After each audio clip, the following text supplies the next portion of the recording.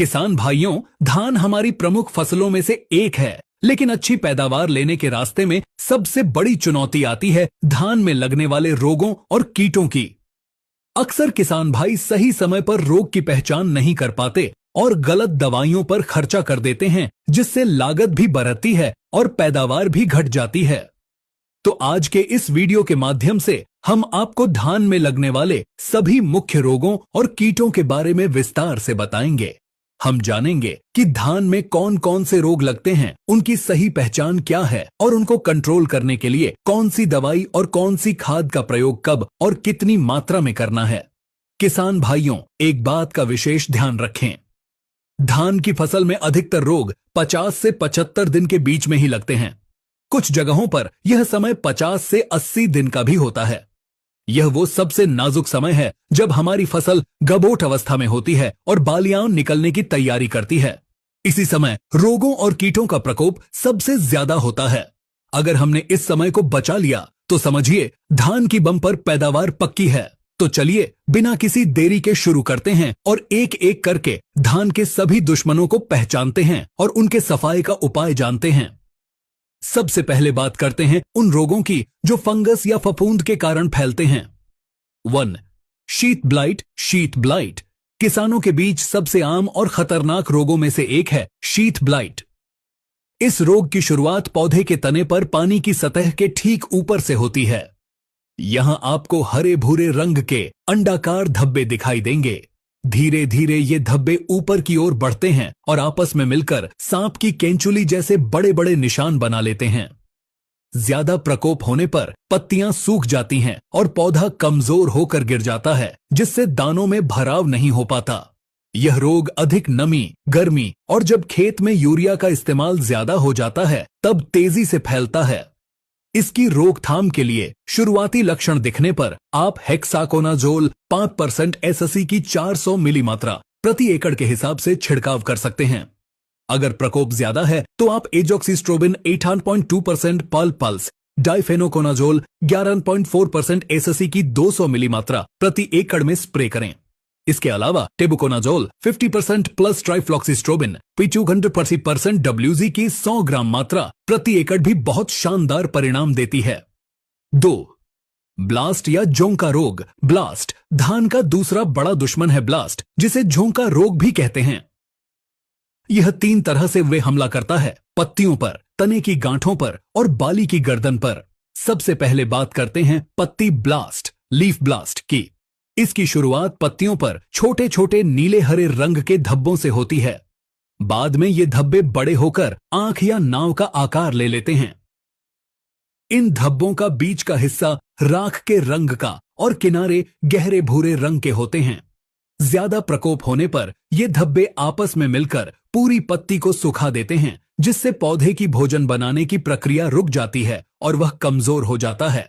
दूसरा है गांठ ब्लास्ट, नोड ब्लास्ट। इसमें तने की गांठें काली होकर सड़ जाती हैं और पौधा हवा चलने पर वहीं से टूटकर गिर जाता है। और तीसरा और सबसे खतरनाक है गर्दन तोड़ ब्लास्ट, नेक ब्लास्ट। इसमें बाली की गर्दन वाली जगह काली होकर सड़ जाती है और पूरी तरह कमजोर हो जाती है।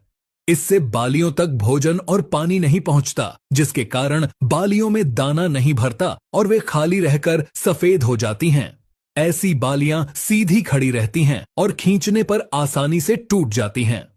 ब्लास्ट रोग मौसम में अचानक बदलाव, रात में ओस गिरना और नाइट्रोजन यानी यूरिया के अत्यधिक उपयोग से फैलता है। इसके नियंत्रण के लिए सबसे असरदार दवाइयों में से एक है आइसोप्रोथियोलिन 40% ईसी, जिसकी 300 मिली मात्रा प्रति एकड़ इस्तेमाल करें। इसके अलावा आप टेबुकोनाजोल प्लस ट्राइफ्लॉक्सिस्ट्रोबिन का 100 ग्राम प्रति एकड़ छिड़काव भी कर सकते हैं। यह गर्दन तोड़ के लिए बहुत प्रभावी है। 3. भूरा धब्बा रोग, ब्राउन स्पॉट। यह रोग उन खेतों में ज्यादा लगता है जहां मिट्टी कमजोर होती है या उसमें पोषक तत्वों की कमी होती है। इसकी पहचान है पत्तियों पर बनने वाले छोटे छोटे गोल तिल के जैसे गहरे भूरे धब्बे। इन धब्बों के चारों ओर एक हल्का पीला घेरा भी बन जाता है। ज्यादा प्रकोप होने पर ये धब्बे आपस में मिलकर पत्तियों को सुखा देते हैं। इसका असर दानों पर भी पड़ता है, जिससे उन पर काले धब्बे बन जाते हैं और गुणवत्ता खराब हो जाती है। इसकी रोकथाम के लिए सबसे पहले खेत में पोटाश और जिंक जैसे पोषक तत्वों की कमी को पूरा करें। दवाई के तौर पर आप शुरुआती अवस्था में मैनकोजेब 77% WP की 500 ग्राम मात्रा का छिड़काव कर सकते हैं। रोग बढ़ने पर प्रोपिकोनाजोल 25% EC की 200 मिली मात्रा प्रति एकड़ का छिड़काव करें। 4. हल्दिया रोग या कड़ुआ बाली फॉल्स स्मट। जब धान की बालियां निकलने लगती हैं, तब एक और रोग आता है जिसे हम हल्दिया रोग या फॉल्स स्मट कहते हैं। इसमें धान के कुछ दानों की जगह मखमली हरे पीले रंग के गोले बन जाते हैं। बाद में ये फटकर नारंगी और फिर काले पाउडर में बदल जाते हैं। इससे दानों की गुणवत्ता खराब हो जाती है और वजन कम हो जाता है।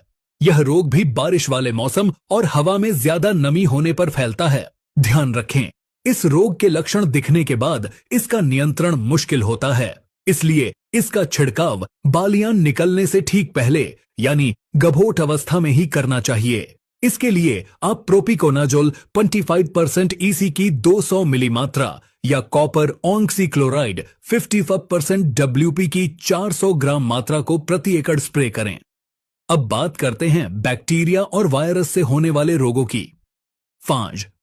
Bacterial leaf blight BLB। किसान भाइयों, यह एक जीवाणु यानी बैक्टीरिया से होने वाला रोग है, इसलिए इस पर फफूंदनाशक दवाएं काम नहीं करती। इसमें पत्तियां नोक की तरफ से या किनारों से सूखना शुरू होती हैं। ये सूखी हुई धारियां लहरदार होती हैं। सुबह के समय आप देखेंगे कि पत्तियों की नोक पर पीला चिपचिपा पदार्थ लगा होता है जो सूखकर पपद्धी बन जाता है। इसके नियंत्रण के लिए स्ट्रेप्टोसाइक्लिन की 6 ग्राम मात्रा को 400 ग्राम कॉपर ऑक्सीक्लोराइड के साथ मिलाकर 150 से 200 लीटर पानी में प्रति एकड़ छिड़काव करें। इस रोग के लक्षण दिखने पर खेत में यूरिया का प्रयोग तुरंत रोक दें। एक महत्वपूर्ण स्पष्टीकरण, ब्लाइट रोग का भ्रम। अब एक बहुत ही महत्वपूर्ण जानकारी पर ध्यान देते हैं। कई किसान भाई ब्लाइट या झुलसा रोग के बारे में पूछते हैं, जैसे कि अर्ली ब्लाइट और लेट ब्लाइट। यहां यह जानना बहुत जरूरी है कि अर्ली ब्लाइट यानी अगेती झुलसा और लेट ब्लाइट यानी पछेती झुलसा, यह दोनों रोग मुख्य रूप से आलू और टमाटर जैसी सब्जियों की फसलों में लगते हैं। इन रोगों का धान की फसल से कोई संबंध नहीं है। अक्सर धान की पत्तियों के सूखने या उन पर धब्बे बनने को किसान भाई झुलसा समझ लेते हैं।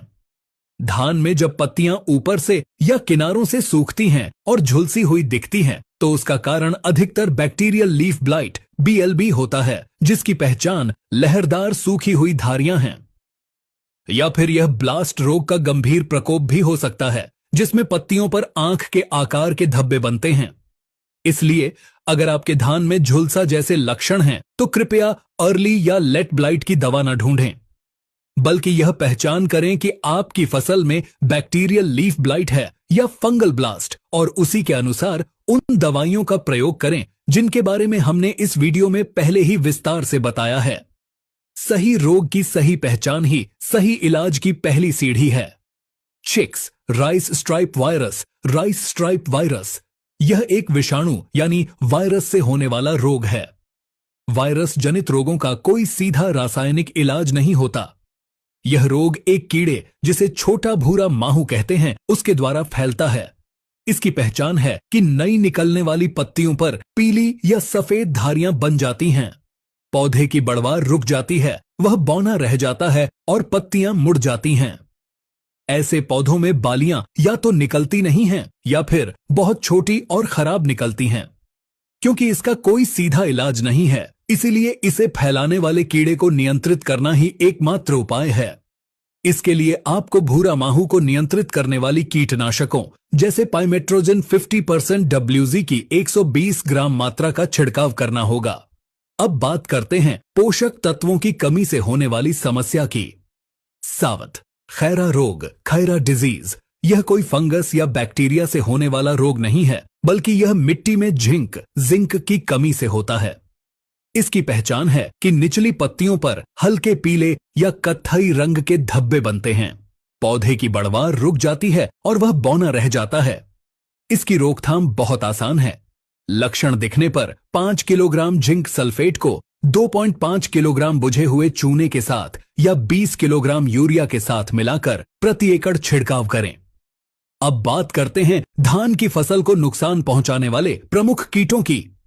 8, तना छेदक स्टेम बोरर। यह धान का सबसे बड़ा कीट शत्रु है।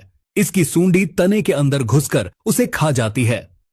अगर इसका हमला कल्ले फूटने के समय होता है तो पौधे की बीच वाली पत्ती, जिसे गोब कहते हैं, सूख जाती है। इसे डेड हार्ट कहते हैं। अगर हमला बालियां निकलने के बाद होता है तो पूरी की पूरी बाली सूखकर सफेद हो जाती है और उसमें दाना नहीं भरता। इसे व्हाइट ईयर कहते हैं। इसकी रोकथाम के लिए रोपाई के 20-25 दिन बाद कारटाप हाइड्रोक्लोराइड 4% जी की 7-8 किलोग्राम मात्रा या फिप्रोनिल 0.3% GR की 8-10 किलोग्राम मात्रा प्रति एकड़ खेत में डालें। खड़ी फसल में प्रकोप होने पर क्लोरेंट्रानिलिप्रोल 1805% SSE की 60 मिली मात्रा प्रति एकड़ का छिड़काव करें। 9, पत्ती लपेटक लीफ फोल्डर। इस कीट की सूंडी पत्ती के दोनों किनारों को रेशम से लपेटकर अंदर छिप जाती है और पत्ती के हरे पदार्थ को खुरच कर खाती है, जिससे पत्तियों पर सफेद धारियां बन जाती हैं। खेत में आपको पत्तियां मुद्दी हुई या लिपटी हुई दिखाई देंगी। इसके नियंत्रण के लिए आप कारटाप हाइड्रोक्लोराइड 4% SP की 200 ग्राम मात्रा या इमामेक्टिन बेंजोएट 5% SG की 100 ग्राम मात्रा प्रति एकड़ का छिड़काव कर सकते हैं। डंज भूरा माहू या BPH ब्राउन प्लांट हॉपर। यह कीट पौधे के तने पर पानी की सतह के पास झुंड में पाया जाता है और पौधे का रस चूसता है। इसके प्रकोप से पौधे पीले पड़कर सूखने लगते हैं और खेत में जगह जगह गोल गोल घेरों में फसल सूखी हुई दिखती है, जिसे हॉपर बर्न कहते हैं। छिड़काव करते समय ध्यान दें कि नोजल पौधे के निचले हिस्से यानी तने की तरफ हो। इसके नियंत्रण के लिए पाइमेट्रोजिन 25% WZ की 120 ग्राम मात्रा या डाइनोटिफ्यूरान 20% SG की 80 ग्राम मात्रा प्रति एकड़ बहुत प्रभावी है। 11, बाली काटने वाली सुंडी या इल्ली ईयर कटिंग कैटरपिलर। किसान भाइयों, जब बालियां निकल आती हैं और उनमें दाना भरने लगता है, उस समय कुछ इल्लियों या सुंडियों का प्रकोप भी होता है। इन्हें आर्मी वर्म या बाली काटने वाली सुंडी कहते हैं। ये सुंडियां रात के समय निकलती हैं और बाली की गर्दन को काट देती हैं, जिससे पूरी बाली कटकर खेत में गिर जाती है और भारी नुकसान होता है। दिन में ये मिट्टी की दरारों में छिपी रहती हैं। इसकी पहचान के लिए खेत में कटी हुई बालियों को देखें। अगर ऐसा नुकसान दिख रहा है तो तुरंत उपाय करें। इसके नियंत्रण के लिए शाम के समय इमामेक्टिन बेंजोएट 5% SG की 100 ग्राम मात्रा या क्लोरेंट्रानिलिप्रोल 1805% SSE की 60 मिली मात्रा प्रति एकड़ का छिड़काव करें। यह थी धान की फसल में लगने वाले प्रमुख रोगों और कीटों की A to Z जानकारी। हमने हर रोग और कीट की पहचान, उनके आने का समय और उनके रासायनिक व जैविक नियंत्रण के बारे में विस्तार से जाना। हमें पूरी उम्मीद है कि इस वीडियो में दी गई जानकारी आपके काम आएगी और आप इन सभी उपायों को अपनाकर अपनी धान की फसल को रोगों और कीटों से सुरक्षित रख पाएंगे, जिससे आपको निश्चित ही एक बम्पर पैदावार मिलेगी। अगर आपको हमारी यह मेहनत और यह जानकारी पसंद आई हो तो कृपया इस वीडियो को एक लाइक जरूर करें। आपके एक लाइक से हमारा हौसला बहुत बढ़ता है। और इस वीडियो को दूसरे किसान भाइयों के साथ व्हाट्सएप और फेसबुक पर शेयर करना बिल्कुल न भूलें, ताकि यह महत्वपूर्ण जानकारी ज्यादा से ज्यादा लोगों तक पहुंच सके और वे भी इसका लाभ उठा सकें। आपके मन में धान की फसल से जुड़ा कोई भी सवाल हो या आप किसी और फसल पर वीडियो चाहते हैं तो अपनी राय हमें नीचे कमेंट करके जरूर बताएं। हम आपके हर कमेंट को पढ़ते हैं और जवाब देने की पूरी कोशिश करते हैं।